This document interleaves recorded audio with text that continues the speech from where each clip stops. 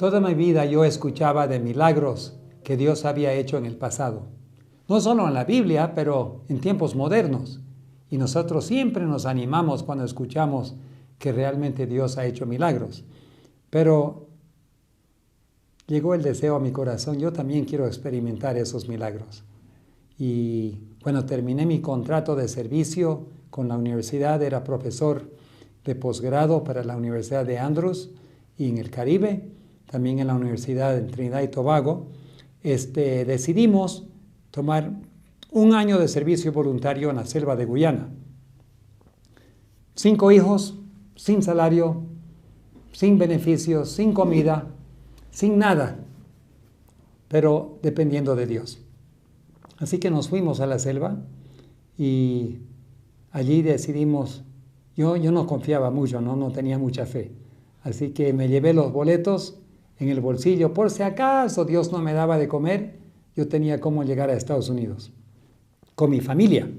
Entonces nos fuimos 300 kilómetros a la selva, volando 2 horas con avión, nos dejó el avión allí, se fue el piloto, ojalá que sobrevivan, dijo el piloto y se fue. Y nos dejó en un pueblito indígena. Bueno, ellos sabían que iba a llegar, así que hicieron una casita pequeñita, pero ¿cómo vivir? No teníamos huerta, no teníamos comida, no teníamos nada, pero empezamos a atender a los pacientes y Dios empezó a inspirar a la gente que nos traigan comida. No cobrábamos nada, pero se dieron cuenta que no teníamos mucho que comer. Así que todas las mañanas ellos se iban al campo a las 4 de la mañana y cuando volvían nos traían una canastita aquí, unas frutas ahí, unas verduras, unas raíces y poco a poco se fueron acostumbrando a cuidar de nosotros y nosotros cuidar de ellos. Y así vimos la mano de Dios que pensamos que era por un año, pero nos quedamos 6 años. Y ahí fue el primer milagro que Dios hizo, es que nos dio de comer, y no solo a mí, a mi familia, pero mi cuñado, mi concuñado y mi cuñada vinieron con sus hijos también, y ellos vivieron, y mis suegros llegaron, y también ellos vivieron, y todos vivimos por fe, y Dios cuidó de nosotros. Eso nos asegura que en el futuro, cuando Dios nos llame a predicar por todo el mundo, y no nos dejan comprar ni vender, no importa, Dios tiene 1000 maneras para suplir. Habiendo experimentado cómo Dios proveyó por nosotros en la comida, decidimos pedirle a Dios aún algo más. Decidimos pedirle por una avioneta. ¿Por qué? Porque venían gente caminando de días de viaje para hacerse atender en nuestra casa. Por mi esposa, por mi cuñada, por mi suegra. Y yo trabajaba con los hombres y ellos trabajaban con los niños y las mujeres. Y pero venían, a veces se morían en el camino. A veces habían precipicios que tenían con hamaca y sogas para levantarlos, para hacerlos llegar a nuestra casa, y a veces llegaban con la gente ya muerta. Entonces yo empecé a soñar, ¿no? Si solo tuviese una avioneta, si solo tuviese una avioneta. Soy piloto, yo podría ir a los pueblitos y recogerlos. Bueno, empecé a orar y un día Dios me dijo, ¿por qué estás orando solamente? ¿Por qué no vas y compras uno? Pero Señor, yo no tengo dinero, ni siquiera tengo sueldo. ¿Cómo voy a comprar una avioneta? Tendrás que ir a mirar.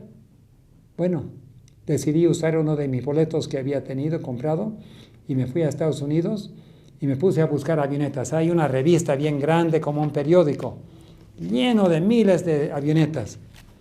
Busqué una avioneta, esa es idónea, pero muy caro. ¿Cómo? No, Dios no puede hacer tanto por mí. Vamos a buscar una más pequeña. Aquí hay una más pequeña, pero también el precio.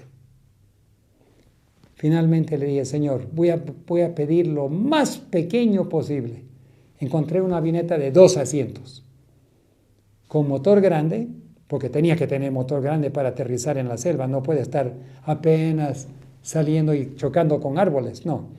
Tenía que tener motor grande. Pero el motor estaba gastado, las radios no servían, las llantas estaban pinchadas, estaba en malas condiciones, pero costó solamente $14,000 en vez de $100,000. Así que le dije, Señor, esta es la avioneta que quiero, $14,000. Pero yo no tenía 14. Pero hice una cita para ir a mirar la avioneta. ¿Sabes qué? El día que salí para ver la avioneta, la mamá de mi concuñado me preguntó, ¿dónde vas? Le dije, para mirar una avioneta. ¿Tienes dinero? No. Y la tía me dijo, yo te lo presto, anda y compra tu avioneta y algún día me devuelves. Yo compré esa avioneta. Le devolví el dinero en ese próximo año. Dios me mandó dinero para pagarlo. Pero tuve que arreglar la avioneta, reconstruir el motor, tuvimos que hacerle mantenimiento, arreglar las llantas, las radios, todo. Y finalmente quedó bien. Y esa avioneta la tenemos todavía en Guyana y sigue funcionando. Esa avioneta es la primera que conseguimos y Dios nos ayudó a comprarla, la traje a Guyana y comencé a volar. Esa es la primera avioneta de más de 40 avionetas que funcionan alrededor del mundo. Todo porque creímos lo que Dios dijo y obedecimos. Pero aprendí una lección. Le dije, Señor, yo te pedí una chiquitita malograda y eso es lo que me diste. La próxima vez no te voy a pedir una chiquitita malograda, te voy a pedir una que sirve. Y Dios siempre ha sido fiel. No nos da algo nuevo, pero no, he pedido solamente cosas en mejores condiciones. Y lo que pedimos, pedid y se os dará. Eso Dios ha cumplido. Y ahora estamos funcionando alrededor del mundo. Las cosas se han complicado mucho en el mundo. Ahora no es tan fácil volar como antes, después de la pandemia. Las leyes, disponibilidad de combustible, gasolina, muchas cosas han cambiado. Pero mientras se pueda, mientras es día, se puede trabajar porque llega la noche cuando nadie puede trabajar. Nosotros aprendimos con los 5 hijos y la señora a confiar en Dios. Aprendimos a depender por la comida. Fue una gran lección porque sin dinero vivimos 6 años en la selva de Guyana atendiendo a la gente, su salud, con la avioneta, llevándonos, recogiéndolos, llevándolos al hospital, recogiéndolos otra vez. Y se requiere mucho dinero para poder volar una avioneta todo el día. Yo volé 1000 horas por año. 1000 horas por año es lo que vuelan los pilotos de las aerolíneas. O sea, todos los días, volando todo el día. 3 horas por día llega a ser casi 8 horas de trabajo al día. Y el promedio, 3 horas al día.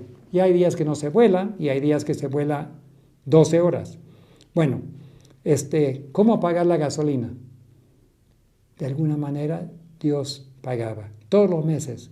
Era como $4,000 a $5,000 de gasolina que yo usaba cada mes para atender las necesidades de los pueblos. Recogiendo a una madre en complicaciones de parto, un padre con accidente. Se cayó un árbol sobre otro hombre. Se peleaban con flechas, ¡chan! Se metían flechazos. Un niño, sea lo que sea, una mordida de serpiente. Cualquier enfermedad nosotros recogíamos gratis y lo llevábamos al hospital y después lo devolvíamos a su casa. ¿Cómo pagar la gasolina? Orar.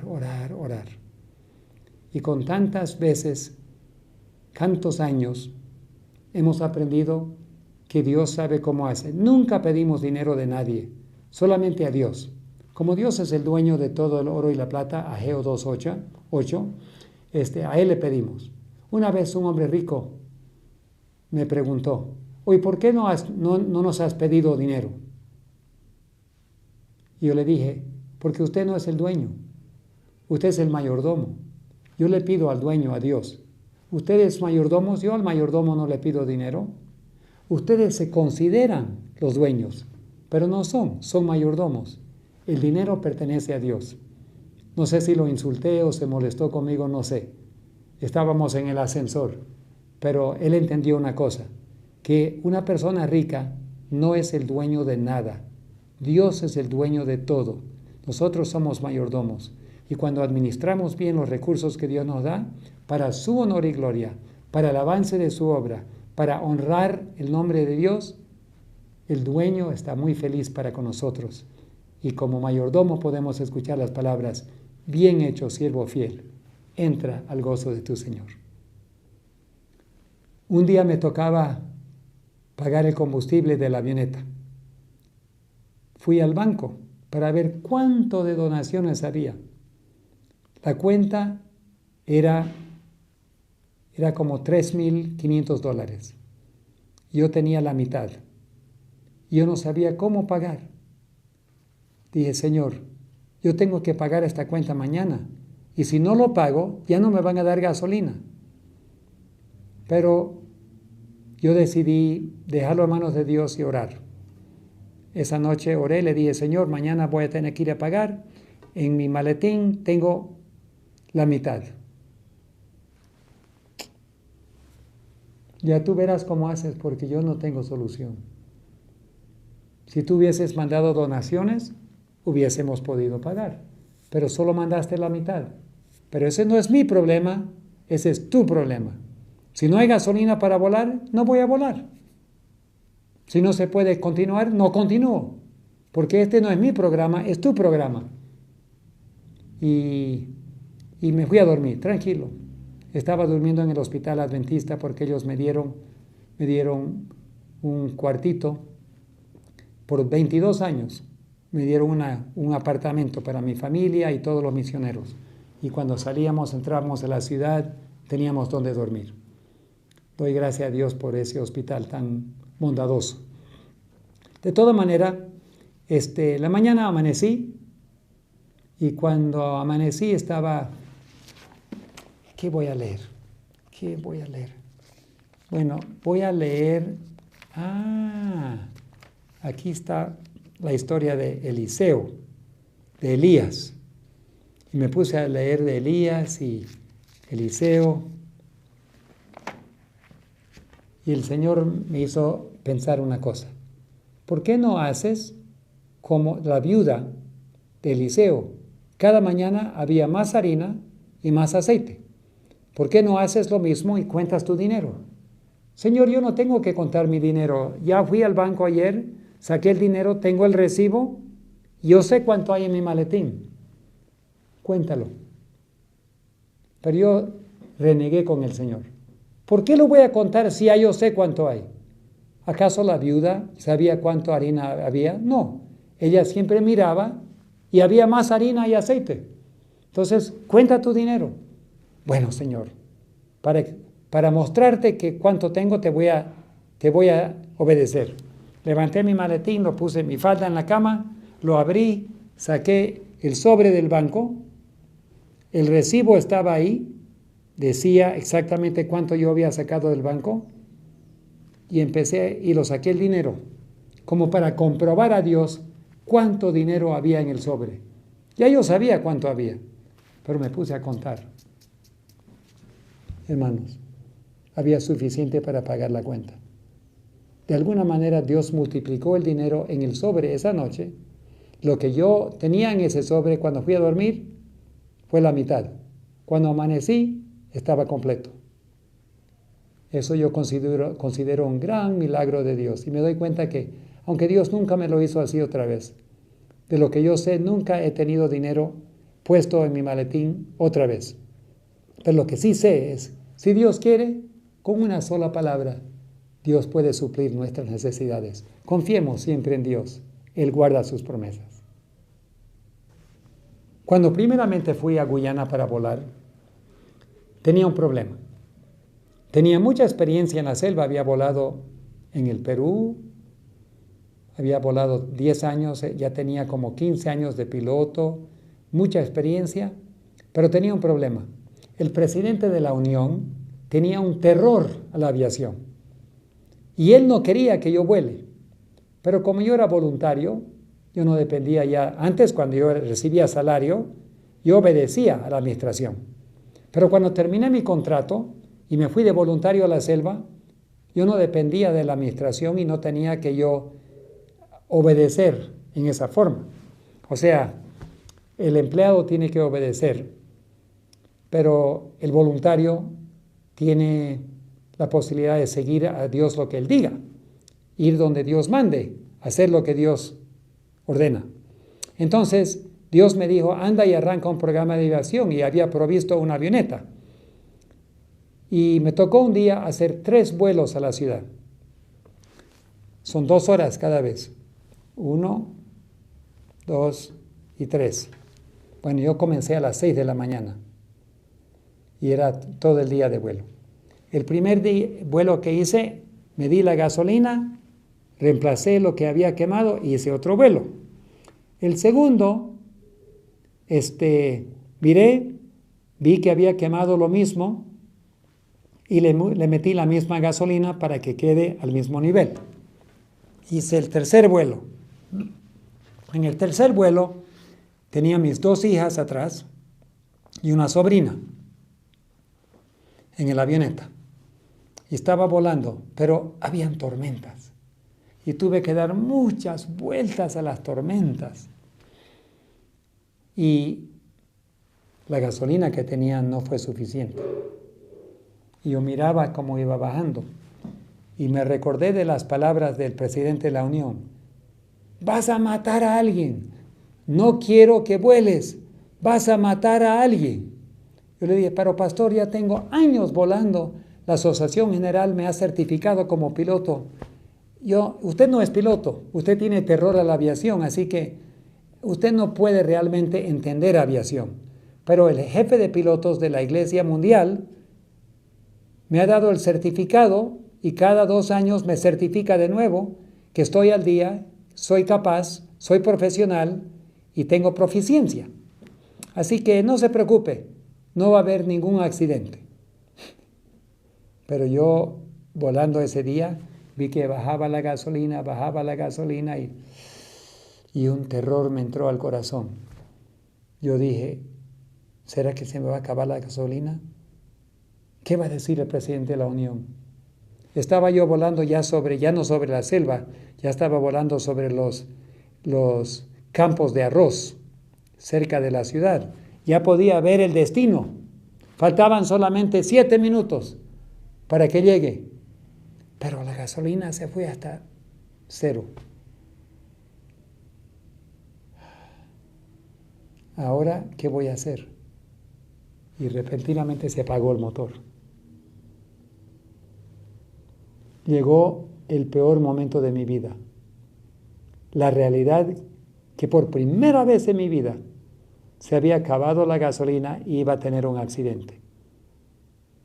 Así que yo di la vuelta, mi sangre fría, mi corazón, mi estómago así. Yo no pensaba que íbamos a morir, porque estaba no los árboles, estaba sobre los campos de arroz. Allí no es necesario tener un accidente fatal, pero se destruiría el avión, se echaría a perder toda la reputación del programa de aviación y ahí moriría el sueño de tener un programa de aviación misionera. Yo empecé a dar la vuelta, buscando dónde aterrizar. En ese momento la gasolina, lo poco que había, bajó el tanque al punto de entrada y el motor arrancó otra vez. Así que mantuve el avión así y decidí continuar. ¿Y sabe qué? Pedí permiso a otro piloto que estaba por aterrizar que me dé prioridad. La torre me autorizó y mantuve el avión así hasta que aterricé y entré normal a la pista y no hubo accidente. Pero cómo temblé. Por días temblé cada vez que pensaba de eso y hasta ahora me recuerdo el terror de echar a perder un programa que iba a salvar muchas almas. Pero sabe que aún en la dificultad, hace unos 4 o 5 años atrás, también acá en Santa Cruz, tuve el peor accidente de mi vida. Los otros eran pequeñitos, se dobló una rueda, algo pasó, pero en un avión mucho más grande, no de 2 asientos, pero de 7, intentando salir de la pista en Santa Cruz, también fue un accidente. Hubiese querido postergar el vuelo, pero la Dirección de Aviación Civil solo me dio una fecha limitada para salir y no tenía la opción de postergar. Así que hice el intento de salir, había llovido durante la noche, la pista estaba suave, el avión estaba pesado. Hay múltiples razones por qué tuve que intentar. La primera vez en mi vida, bajo tanta presión, tuve que intentar a salir, pero no pudimos despegar. Y entramos a los árboles. Y las dos alas salieron, la gasolina, fue todo filmado en video. La gasolina fue por todos lados, habían lagunas de gasolinas, las alas estaban llenas de gasolina, hubieron chispas, el motor estaba botando fuego, debería haber sido una explosión instantánea. Pero ese día la gasolina no ardió. Llegamos a parar, el piloto y el copiloto, yo el piloto con mi copiloto, ni una rasgadura. Apagamos todo, salimos afuera, gasolina, gasolina, gasolina. En el aire había vapor de gasolina. Tenía que haber sido una explosión y nosotros incinerados. Doy gracias a Dios que Él puede prevenir los accidentes, pero también puede proteger en los accidentes. Y bueno, ya he sobrevivido 45 años de vuelo. He aprendido mucho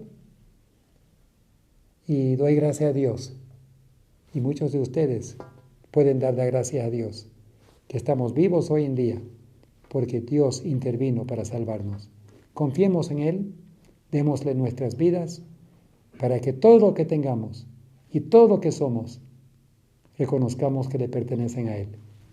Soy conocido como el piloto misionero. Hay un libro que se llama Piloto Misionero en el internet. Si lo buscas lo puedes encontrar y bajar gratis. La historia de mi secuestro en México. Esa es una historia interesante que algún día pueda ser que lo cuente otra vez. Pero con los años, con la edad, tengo menos deseo de parar volando todo el día. Tengo más jóvenes que le gustan volar y que vuelen ellos. Yo sigo siendo el jefe de pilotos, pero soy el jefe de pilotos en Brasil, soy el jefe de pilotos en Bolivia, soy el jefe de pilotos en el Perú, soy el jefe de pilotos en Guyana y soy el jefe de pilotos en Estados Unidos. Pero la edad va cumpliendo su trabajo y vuelo menos. Pero me gusta alcanzar gente. ¿Y cómo alcanzar gente? Bueno, cuando compramos la Red Adevenir, nos dimos cuenta, yo soy boliviano, mi esposa es boliviana, criado en el Beni, ella en La Paz. Yo Camba, ella mi cholita, y aunque es rubia, sigue siendo mi cholita. Y como somos bolivianos de crianza y amamos a este país, a mí una vez la administración me dijo, debes salir de Bolivia e irte. Y yo le dije, de mi país nadie me saca. Usted es extranjero, le dije. Usted se va a ir y se va a olvidar que estuvo en Bolivia. Pero yo me crié aquí, soy boliviano y aquí me quedo. Entonces, me dio el privilegio Dios de comprar la Red Adevenir. Y la Red Adevenir ha expandido de 6 ciudades a más de 21 ciudades, con televisión y radio. Estamos con Radio Altiplano en La Paz. Recién acabamos de conseguir una licencia de FM para Samaipata. Tenemos Radio AM que hemos conseguido una licencia en Santa Cruz. Vamos a transmitir en alemán. Alemán para todos los menonitas. 1000 kilómetros para el sur y 1000 kilómetros alrededor. En alemán, porque tenemos un canal en Alemania y tenemos materiales en alemán. Und ich spreche ein wenig Deutsch. Puedo hablar un poquito de alemán también. Bueno, entonces, el alcanzar gente con los medios de comunicación siempre me ha entusiasmado. Estamos transmitiendo en Lima, Perú, y el sueño es transmitir en todas las ciudades. Tenemos una licencia nacional disponible en el Perú. Y mi oración a Dios es, Señor, dame los recursos para poder llenar a todo el Perú con Red Adevenir Perú. Bueno, hace años atrás, viviendo y comenzando el programa de aviación en Brasil, empecé a orar por Brasil. Y comenzamos comprando un canal en Belo Horizonte. Y comenzamos con un equipo de brasileros. Ese proyecto finalmente murió y tuvimos que trasladar todo ese proyecto a Bolivia. Después se fue a Estados Unidos y a Canadá, donde el brasilero encargado comenzó a dirigir ese proyecto y por 13 años pagamos los estipendios, los gastos de operación y fue expandiendo. Pero como puede ocurrir en muchas veces, hubo traición. Repentinamente el director se fue con todo el canal, con todos los equipos, y como él tenía todos los códigos, lo convirtió en otro canal desconectado con nosotros. Fue triste, porque habíamos invertido 13 años de trabajo, recursos, incluyendo el sueldo de él, pero se lo llevó todo. Pero lo he pasado 2 o 3 veces, cuando una persona que recibe todo se lleva y se va, y lo deja a uno sin nada. Bueno, Dios tiene su mano en todo, Él sabe cómo hacer las cosas. Lo importante no es tener rencores, no tener amargura. Hay que ir a Dios y decir, Señor, perdimos todo, ahora queremos comenzar de nuevo. Y Dios respondió milagrosamente. Primero me hizo conocer un amigo, y ese amigo trabaja en televisión en Brasil, es de la iglesia. Él instaló todos los canales de Nuevo Tiempo en Brasil, pero no le gusta lo que se transmite y no le gusta, se arrepintió por haber invertido tanto y tienen algunas deudas que nunca le pagaron, pero más que nada él soñaba en un canal que prepare a Brasil para la venida de Cristo. Y es allí donde me contactó y me dijo, nosotros necesitamos un canal en Brasil, el canal de la venida de Cristo, y qué mejor que Red ha de venir. El que ha de venir vendrá y no tardará. Entonces, comenzamos Regi ha de vir, Red ha de venir en portugués. Conseguimos la personería jurídica, Regi ha de vir, conseguimos la ONG, Regi ha de vir, ONG, 2 instituciones con personería jurídica para recibir donaciones. Y él hizo todos los contactos y comenzamos a trabajar y diseñar, y me di cuenta que Dios iba a contestarnos 13 años solamente con internet. Ahora íbamos a arrancar como un bombazo. Y Dios nos permitió firmar un contrato y arrancar hace un mes atrás en satélite brasilero a más de 100 millones de personas. En Brasil, casi todos tienen parabólicas. Si vives en la selva, no puedes recibir televisión. Si vives en los ríos, no hay televisión. Pero con una sola parabólica, todos los satélites de Brasil están amontonaditos para que, no importa en cuál satélite estés, una sola parabólica te recibe todas. No son como otros países que tienen uno aquí y otro aquí. Por ejemplo, Tupac Katari en Bolivia está aquí, en Perú hay otro aquí, en Argentina hay acá. Entonces tú tienes que poner una parabólica apuntada a cada uno. En Brasil, con una parabólica recibes todos los satélites brasileros. Entonces entramos en un satélite brasilero, es costoso, pero una familia en Ecuador pagó una parte, otros pagaron otro, amontonamos, y me faltaba todavía $5,000 para hacer el depósito.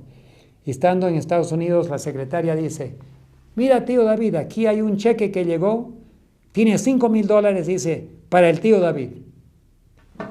Colócalo en el pago del satélite para Brasil. Tac, lo puso, se hizo el depósito y se arrancó. regiadevir.org.br. Y bueno, se arrancó eso, pero el hermano, el amigo, usando su influencia, usando la señal del satélite, nos puso en 7 ciudades transmitiendo en canal abierto. Y pronto vamos a estar en Sao Paulo y en Río, en Santarém, en Belén, en todas las capitales. El gobierno ya dio su permiso, nos autorizó y vamos a estar transmitiendo en todos los canales de capitales de Brasil. Después iremos a los otros. El amigo tiene más de 100 torres que algún día cuando haya recursos vamos a transmitir en las 100 estaciones que él tiene.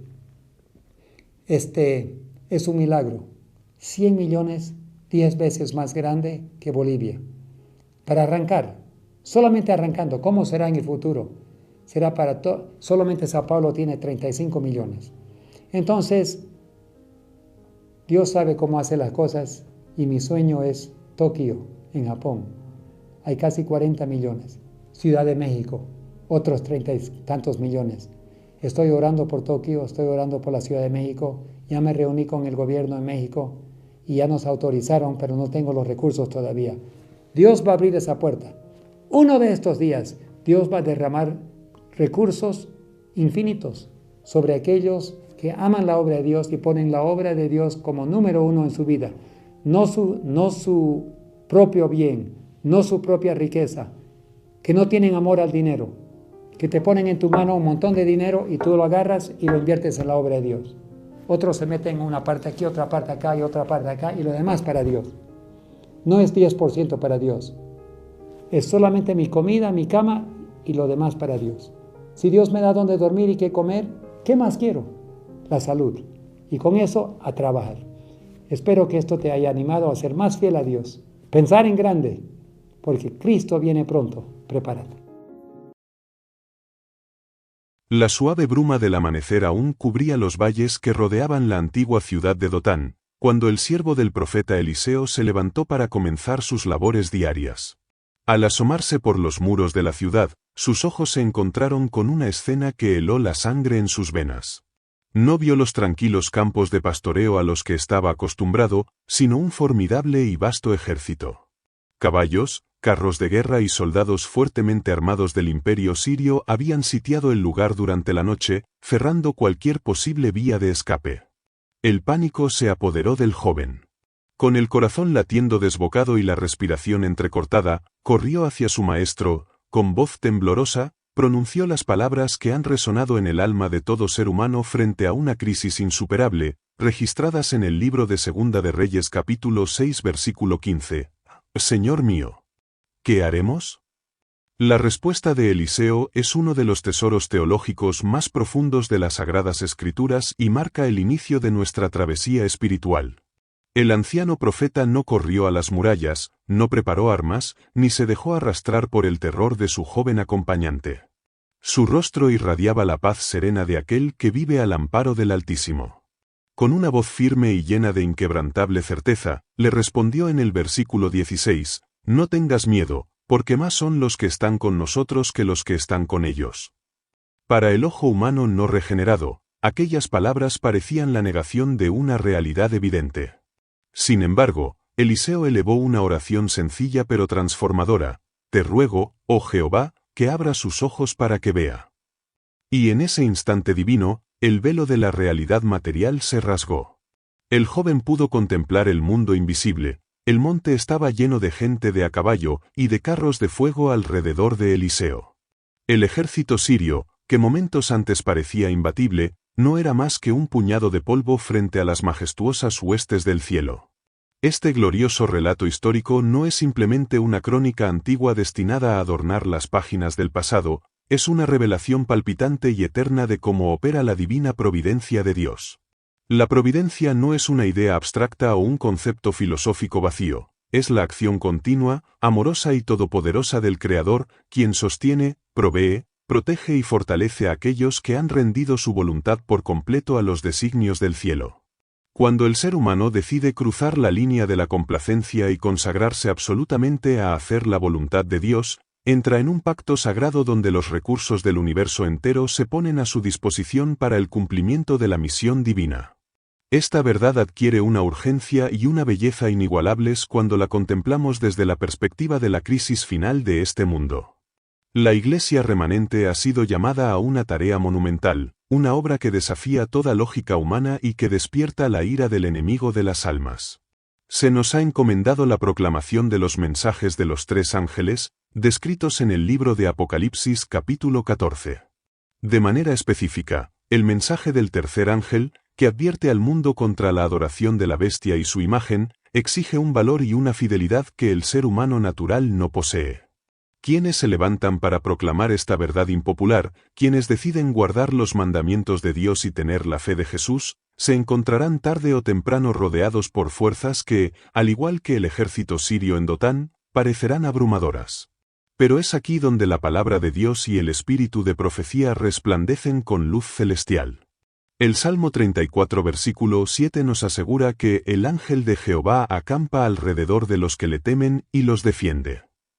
Asimismo, la epístola a los Hebreos capítulo 1 versículo 14 declara con majestuosa claridad que los ángeles son espíritus ministradores, enviados para servicio a favor de los que serán herederos de la salvación. No estamos solos en esta vasta contienda. La misma providencia que alimentó a Elías junto al arroyo de Kerit, la misma que cerró las bocas de los leones en el foso de Babilonia y la misma que desplegó carros de fuego en Dotán, está operando hoy a favor de los herederos de la promesa. La mensajera del Señor, Elena de White, arroja una luz inmensamente consoladora sobre este tema. En sus escritos inspirados, ella detalla cómo el cielo entero está profundamente interesado en el triunfo del pueblo de Dios. Ella explica que los ángeles de gloria, seres que sobresalen en fortaleza, están comisionados de manera especial para acompañar, sostener y proteger a aquellos que se dedican con abnegación a la obra del tercer ángel. Cuando las pruebas arrecian, cuando los recursos terrenales parecen agotarse y cuando los decretos humanos amenazan con silenciar la voz de la verdad, estos mensajeros celestiales forman un escudo impenetrable alrededor de los fieles. No siempre se nos concede ver con nuestros ojos físicos estos carros de fuego, pero la fe, que es la certeza de lo que se espera y la convicción de lo que no se ve, nos asegura que están allí, trabajando incesantemente. La providencia de Dios no promete la ausencia de tormentas, sino la presencia inquebrantable del ancla. Proveer, en la economía divina, significa que Dios suministrará exactamente lo necesario para que su voluntad se cumpla en nuestra vida, ni un instante antes, ni un instante después. Fortalecer significa que, a medida que la carga de la obra evangelística se hace más pesada, la gracia impartida se multiplica. La mensajera del Señor, Elena de White, nos exhorta a no mirar las imposibilidades aparentes. Cuando los obreros de la causa de Dios avanzan por fe, cruzando el Jordán de las dificultades, las aguas se abren. Ella asegura que si tan solo pudiéramos tener nuestros ojos espirituales abiertos, veríamos ángeles caminando a nuestro lado, preparando los corazones de las personas para recibir el mensaje y neutralizando las fuerzas de las tinieblas que intentan entorpecer la verdad. Vivimos en la solemnidad del tiempo del fin. La proclamación del mensaje del tercer ángel no es una tarea que pueda realizarse con fuerzas humanas, sabiduría terrenal o estrategias puramente seculares.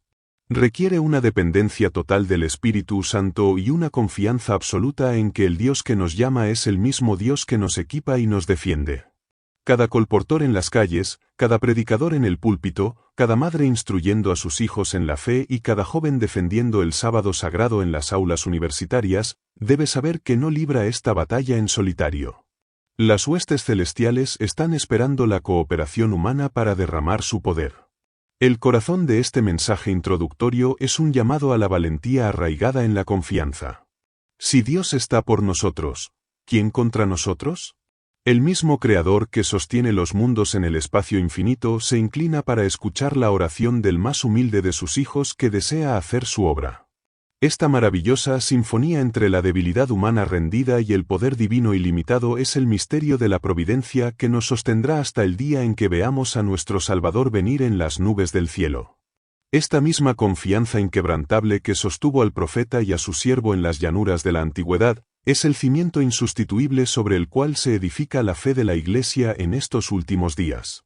Cuando comprendemos que el universo entero observa con profunda fascinación el desarrollo del gran conflicto en este pequeño planeta, nuestra perspectiva de las luchas diarias se transforma radicalmente.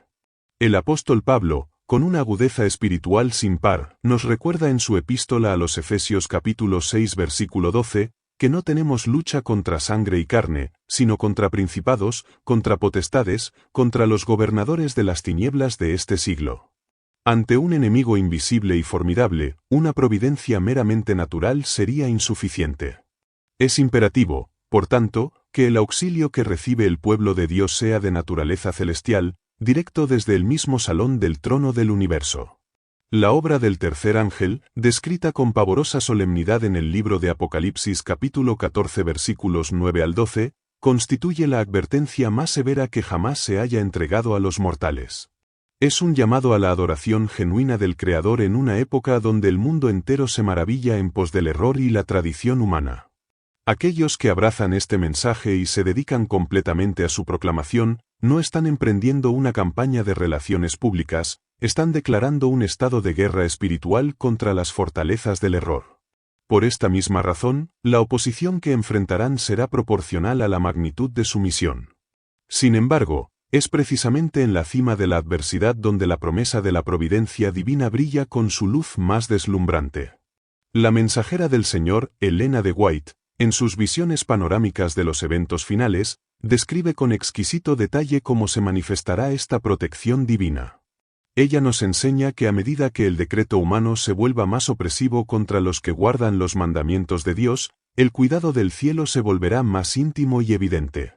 En el libro El conflicto de los siglos, alrededor de la página 634, se nos revela una verdad que debería hacer vibrar de gozo el corazón de cada creyente. Cuando los defensores de la verdad sean llevados ante los tribunales, ante concilios y ante los grandes de la tierra para dar razón de su fe, no estarán solos. Ángeles de luz majestuosa se colocarán a su lado. Estos seres celestiales no solo serán un escudo contra la violencia física, sino que influirán en las mentes, traerán a la memoria de los fieles las palabras exactas de las Escrituras que deben pronunciar, y en ocasiones, su gloria será tan palpable que los mismos adversarios quedarán silenciados. Esta promesa encuentra su raíz profunda en las palabras de nuestro Salvador registradas en el Evangelio según San Mateo capítulo 10 versículos 19 y 20, donde instruye a sus discípulos diciendo que no se preocupen por cómo o qué hablarán, porque el Espíritu de su Padre hablará por ellos. La Trinidad Celestial y las huestes angélicas trabajan en perfecta sinergia para fortalecer al siervo rendido. La providencia, en este sentido, no es la evasión de la prueba, sino la provisión de una gracia extraordinaria para soportarla y salir victorioso. Es el cumplimiento literal de la promesa del Salmo 91 versículos 11 y 12, pues a sus ángeles mandará acerca de ti, que te guarden en todos tus caminos. En las manos te llevarán, para que tu pie no tropiece en piedra. El sustento físico y espiritual en la crisis. Pero la obra de la divina providencia no se limita a la esfera de la inspiración mental o la defensa legal, abarca también el sostenimiento físico en los momentos de mayor escasez. La teología de la provisión divina nos lleva de regreso al desierto, al maná que caía cada mañana, enseñándonos que el Dios que alimentó a millones en la aridez absoluta es el mismo que sustenta a su pueblo hoy. A medida que nos acercamos a la crisis final, la mensajera del Señor, Elena de White, advierte que aquellos que permanezcan fieles al mensaje del tercer ángel no podrán comprar ni vender. Todo apoyo terrenal será cortado. Las cuentas bancarias perderán su valor, las despensas se vaciarán y la supervivencia humana parecerá imposible. Es en ese aparente abismo de necesidad donde la promesa del libro de Isaías capítulo 33 versículo 16 se convierte en la escritura de propiedad más valiosa del universo. Este habitará en las alturas, fortaleza de rocas será su lugar de refugio, se le dará su pan, y sus aguas serán seguras. ¿Quién proveerá ese pan? ¿Quién garantizará esa agua? La sierva del Señor asegura de manera categórica que, si fuera necesario, Dios enviará cuervos para alimentar a su pueblo, tal como lo hizo con el profeta Elías en el arroyo de Kerit, registrado en el primer libro de los Reyes capítulo 17 versículos 4 al 6. Los ángeles del cielo, aquellos mismos seres que sirvieron a Cristo en el desierto de la tentación después de su ayuno de 40 días, serán comisionados para llevar alimento y consuelo a los santos oprimidos en las montañas y en los lugares desolados. La providencia de Dios es matemáticamente perfecta. El Señor nunca exige de nosotros un sacrificio sin tener preparada una provisión abundante que supere con creces nuestra pérdida. El apóstol Pablo lo expresó con una certidumbre majestuosa en su carta a los Filipenses capítulo 4 versículo 19, «Mi Dios, pues, suplirá todo lo que os falta conforme a sus riquezas en gloria en Cristo Jesús». Aquellos que hoy consagran sus talentos, su tiempo y sus recursos materiales para el avance de la obra del tercer ángel, están depositando su tesoro en el banco del cielo, una institución que nunca quiebra y cuyos dividendos son eternos. Por lo tanto, la dedicación completa a la voluntad de Dios no es un salto al vacío de la desesperación, sino un descanso absoluto en los brazos de la omnipotencia. Los ángeles, seres de intelecto superior y poder incalculable, se deleitan en servir a aquellos que, a pesar de su fragilidad humana, se levantan con valor para defender el honor de la ley de Dios frente a un mundo rebelde. Cada lágrima derramada en la oración intercesora, cada kilómetro recorrido para entregar una literatura que contiene la verdad presente, cada desvelo por estudiar y compartir las sagradas escrituras, es registrado meticulosamente en los libros del cielo, y un séquito de ángeles es asignado para garantizar que esa semilla sembrada con esfuerzo germine para la vida eterna. Esta preciosa semilla de verdad, sembrada con lágrimas y esfuerzo terrenal, no queda abandonada a las inclemencias del azar. Es aquí donde la majestuosa coreografía de la redención se despliega en toda su amplitud, revelando que el campo de batalla por el alma humana es el escenario de una actividad celestial incesante. Las huestes angélicas no son meros espectadores en las gradas del universo, aplaudiendo pasivamente nuestros frágiles intentos de evangelización. Son, por el contrario, guerreros activos y compasivos que descienden a las trincheras de nuestro mundo caído para asegurar que el propósito de Dios triunfe. El apóstol Pablo, comprendiendo la naturaleza espiritual de esta contienda, nos declara en su segunda epístola a los Corintios capítulo 10 versículos 4 y 5, que las armas de nuestra milicia no son carnales, sino poderosas en Dios para la destrucción de fortalezas, derribando argumentos y toda altivez que se levanta contra el conocimiento de Dios. Cuando un creyente se rinde por completo y decide ser un canal para el mensaje del tercer ángel, entra en una asociación directa con estos seres de luz. La teología de la misión adventista reconoce que la verdadera persuasión no radica en la elocuencia del orador humano, sino en el poder invisible que lo acompaña. En el libro de los Hechos de los Apóstoles capítulo 8 versículos 26 al 29, encontramos el fascinante relato de Felipe, quien fue dirigido por un ángel del Señor hacia un camino desierto para encontrarse con el eunuco etíope. El ángel no predicó el sermón, esa era la prerrogativa y el privilegio del ser humano. Sin embargo, el ángel preparó el terreno, orquestó el encuentro y aseguró la exactitud del tiempo divino. De la misma manera maravillosa, la providencia guía hoy los pasos de aquellos que distribuyen literatura llena de verdad, de los que abren la Biblia en los hogares y de los que predican desde los púlpitos. La mensajera del Señor, Elena de White, en sus invaluables instrucciones para los obreros evangélicos, amplía esta visión al afirmar que los ángeles del cielo están a menudo a nuestro lado, impresionando los corazones de aquellos con quienes hablamos, incluso antes de que pronunciemos la primera palabra.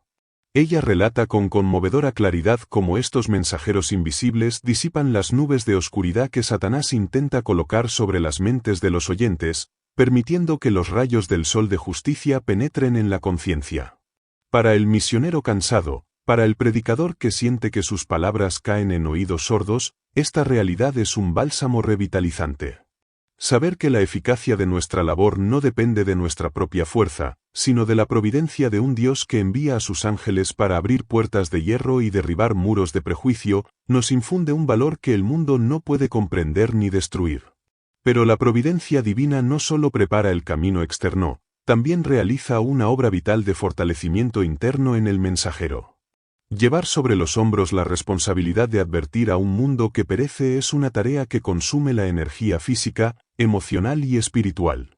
El fiel profeta Elías, tras su victoria en el Monte Carmelo, experimentó un agotamiento tan profundo que deseó la muerte, huyendo hacia el desierto.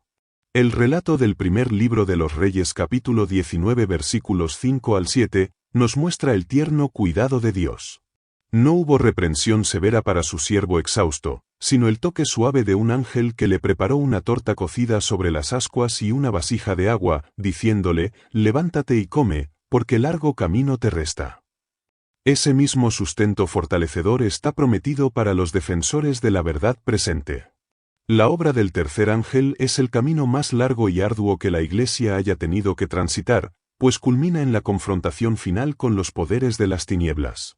Habrá momentos de incomprensión, de soledad e incluso de aparente fracaso.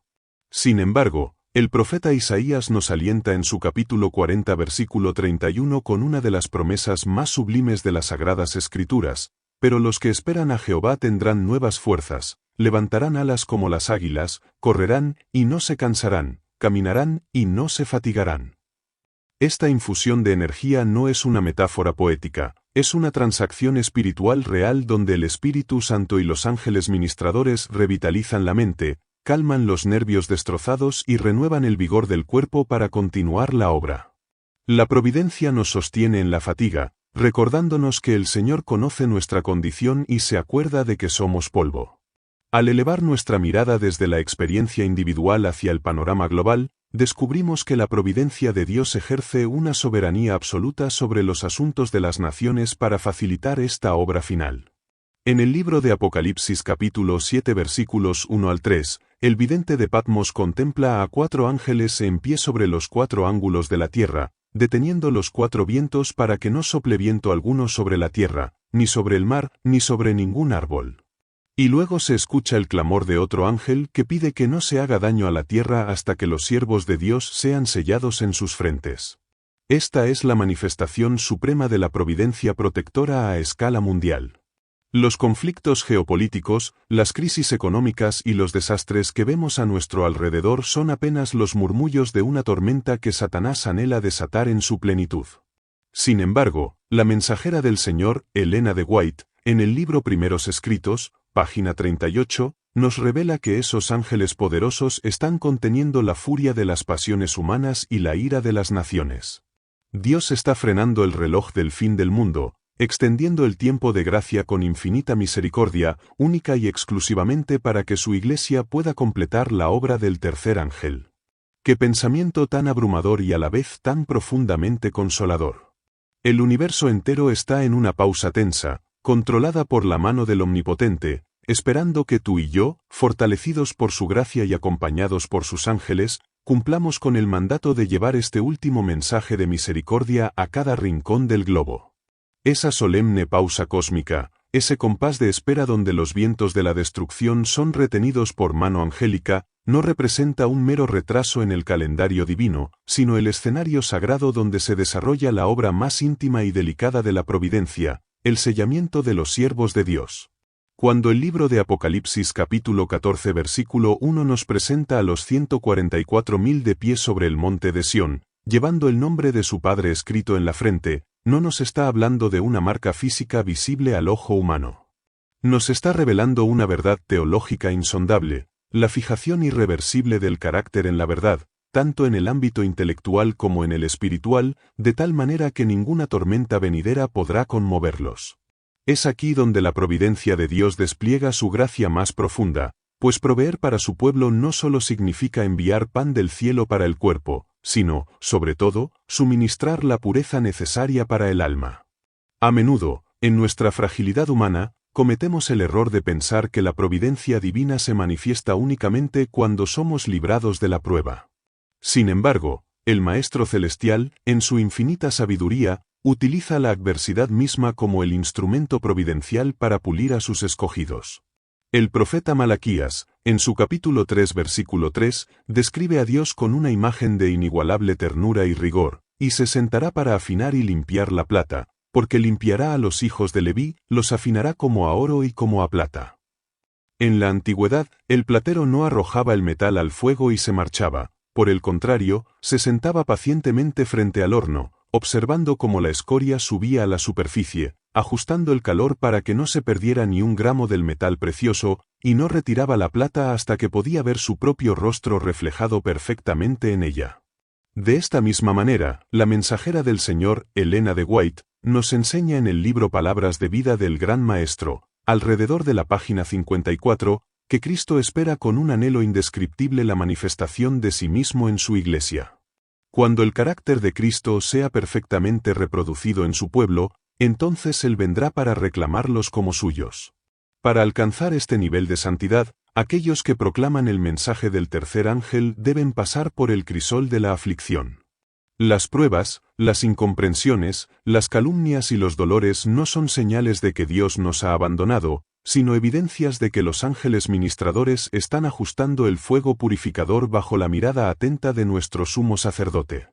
Cada lágrima derramada en el proceso de vencer un defecto de carácter es recogida por las huestes celestiales como una joya inestimable. Esta dinámica de transformación nos lleva a contemplar una de las narrativas más conmovedoras del Antiguo Testamento, que sirve como un tipo profético de la crisis final, la experiencia del patriarca Jacob junto al arroyo de Jaboc, narrada en el libro de Génesis capítulo 32. Sabiendo que su hermano Esaú venía a su encuentro con 400 hombres armados, Jacob se quedó solo en la oscuridad de la noche, agobiado por el peso de sus pecados pasados y el terror de la destrucción inminente. De repente, una mano fuerte se posó sobre él. Pensando que era un asesino, Jacob luchó con toda la energía de su desesperación durante horas. Pero al rayar el alba, descubrió que no estaba peleando contra un enemigo, sino abrazando al ángel del pacto, a Cristo mismo. El profeta Jeremías, en su capítulo 30 versículo 7, llama a la experiencia final de la Iglesia tiempo de angustia para Jacob. Durante esa noche oscura de prueba suprema, cuando los defensores de la verdad del tercer ángel sientan que sus pecados los indignifican, cuando se vean rodeados de enemigos y parezca que la muerte es su único destino, la providencia de Dios brillará con esplendor sin igual. La mensajera del Señor, Elena de White, describe que, en ese tiempo de terrible agonía, los hijos de Dios clamarán día y noche por liberación. Aunque se sientan abandonados, los ángeles de Dios estarán más cerca que nunca. Ella afirma con solemnidad que, si sus ojos pudieran ser abiertos, verían huestes de ángeles poderosos acampados a su alrededor, conteniendo a los demonios y sosteniendo la fe de los santos para que no desfallezcan. La victoria no se obtendrá por medio de armas carnales, sino a través de la fe inquebrantable que, como Jacob, se aferra a la promesa y dice, «No te dejaré si no me bendices». Para poder sostenerse en aquel día sin un intercesor en el santuario celestial, el pueblo de Dios debe haber experimentado primero la justificación y la santificación plenas. El libro del profeta Zacarías, en su capítulo 3 versículos 1 al 4, nos ilustra esta provisión redentora. Vemos al sumo sacerdote Josué, representando al pueblo de Dios, de pie ante el ángel de Jehová, vestido con ropas viles, mientras Satanás está a su mano derecha para acusarle. Sin embargo, la providencia divina interviene magistralmente. El Señor reprende al acusador y ordena a los ángeles que están delante de él, «Quitadle esas ropas viles». Y a Josué le dice, «Mira que he quitado de ti tu pecado, y te he hecho vestir de ropas de gala».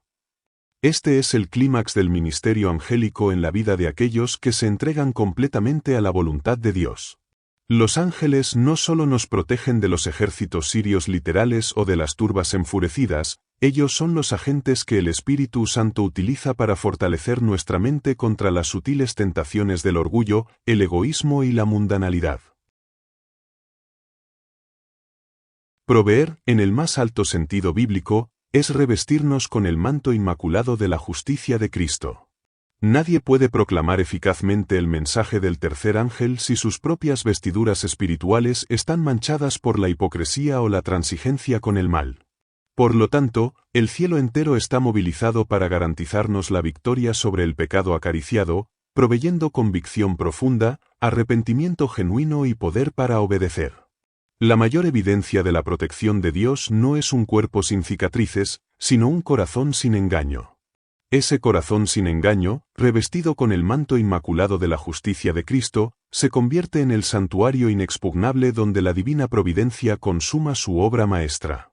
Cuando llegamos al clímax del gran conflicto entre el bien y el mal, encontramos que la preparación del carácter no fue un ejercicio teórico, sino el requisito indispensable para sobrevivir al momento más solemne de la historia humana. El profeta Daniel, en su capítulo 12 versículo 1, nos proyecta hacia ese instante culminante con una promesa que hace temblar las puertas del infierno. En aquel tiempo se levantará Miguel, el gran príncipe que está de parte de los hijos de tu pueblo, y será tiempo de angustia, cual nunca fue desde que hubo gente hasta entonces. Pero en aquel tiempo será libertado tu pueblo, todos los que se hallen escritos en el libro. Aquí, la protección angélica y el cuidado providencial alcanzan su máxima expresión. Cuando los poderes terrenales, instigados por las fuerzas de las tinieblas, promulguen el decreto universal de muerte contra aquellos que se niegan a adorar a la bestia y a su imagen, la aparente derrota se transformará en la más gloriosa de las victorias. La escena final de esta liberación es descrita con una majestuosidad sobrecogedora por la mensajera del Señor, Helena de White, en las páginas finales del libro El conflicto de los siglos, cerca de la página 654. Ella relata cómo, en el momento preciso en que los impíos aguardan con sed de sangre para destruir al pueblo de Dios, una densa oscuridad cubre la tierra. Las fuerzas de la naturaleza parecen desatarse, los relámpagos rasgan la negrura y las montañas tiemblan como cañas al viento. Sin embargo, en medio de ese caos aterrador, la providencia de Dios se manifiesta con un resplandor inefable. Un arco iris, que refleja la gloria del trono de Dios, abarca los cielos y parece rodear a cada uno de los grupos de creyentes fieles que oran. Los ángeles, que durante el tiempo de angustia contuvieron a los espíritus destructores y fortalecieron a los santos en su agonía espiritual, ahora se dejan ver en su deslumbrante gloria, no ya como protectores invisibles, sino como heraldos celestiales de la liberación inminente. Es en medio de esa conmoción cósmica cuando la voz de Dios resuena desde el templo celestial, pronunciando la frase que sella el destino del universo, registrada en el libro de Apocalipsis capítulo 16 versículo 17, hecho está. Esa voz, que sacude los cielos y la tierra, es la garantía definitiva de que la obra del tercer ángel ha culminado con éxito. La mensajera del Señor, Helena de White, nos revela que, en ese momento solemne, Dios anuncia el día y la hora de la venida de Jesús a su pueblo, entregándoles el pacto eterno. Aquellos que consagraron su vida, sus talentos y sus posesiones para proclamar la verdad presente, que soportaron el hambre, la sed, el frío y el oprobio, escuchan ahora la voz de su Padre Celestial declarándolos justos. La providencia, que los sostuvo con pan y agua en los refugios solitarios, ahora los nutre con la certeza absoluta e indestructible de la vida eterna. Y entonces, el cielo se rasga para dar paso al evento más esperado de todas las edades. En el oriente aparece una pequeña nube negra, del tamaño de la mitad de la mano de un hombre, que a medida que se acerca, se vuelve más y más brillante, hasta convertirse en una gran nube blanca, cuya base es como fuego consumidor y sobre la cual cabalga el Rey de Reyes y Señor de Señores. El apóstol Pablo, en su primera epístola a los Tesalonicenses capítulo 4 versículos 16 y 17, describe este clímax glorioso, porque el Señor mismo con voz de mando, con voz de arcángel y con trompeta de Dios, descenderá del cielo, y los muertos en Cristo resucitarán primero.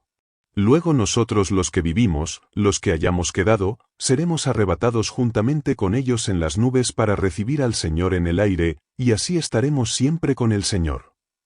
En este arrebatamiento majestuoso, los ángeles que fueron nuestros compañeros silenciosos durante nuestra peregrinación terrenal, desempeñan un papel sumamente conmovedor. El Evangelio según San Mateo capítulo 24 versículo 31 declara que el Hijo del Hombre enviará a sus ángeles con gran voz de trompeta, y juntarán a sus escogidos de los cuatro vientos, desde un extremo del cielo hasta el otro.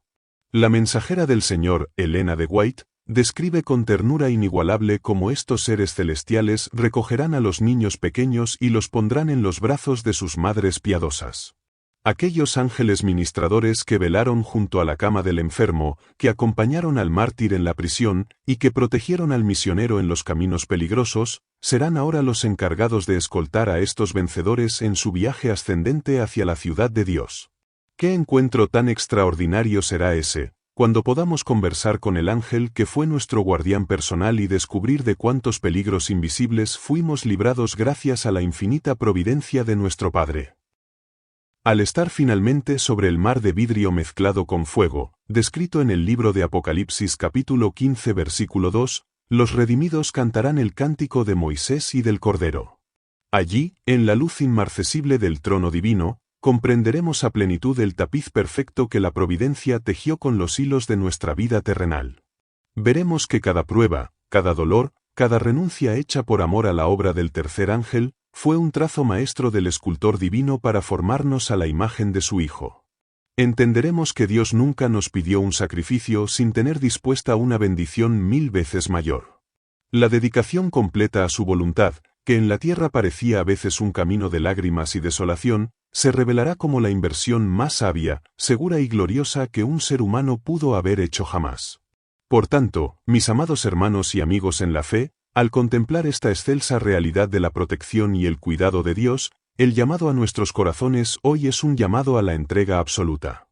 No retengamos nada para nosotros mismos en este mundo perecedero. La obra del tercer ángel exige todo nuestro ser, pero nos ofrece a cambio los recursos ilimitados del cielo. Si Dios está dispuesto a enviar huestes de ángeles para sostenernos, si está dispuesto a mover los cimientos de la tierra para liberarnos, ¿cómo podríamos dudar de su providencia en nuestras luchas cotidianas? Entreguemos hoy nuestra voluntad al Señor sin reservas, sabiendo que el mismo Dios que cuidó a Elías en el desierto, que acompañó a Jacob en su noche de angustia y que vistió a Josué con ropas de gala, camina a nuestro lado. Avancemos con paso firme, con la mirada puesta en las mansiones celestiales, proclamando la verdad con valentía, hasta que escuchemos la dulce voz de nuestro amado Salvador diciéndonos: «Bien, buen siervo y fiel, sobre poco has sido fiel, sobre mucho te pondré, entra en el gozo de tu Señor». Como está escrito en el Evangelio según San Mateo capítulo 25 versículo 21. Amén.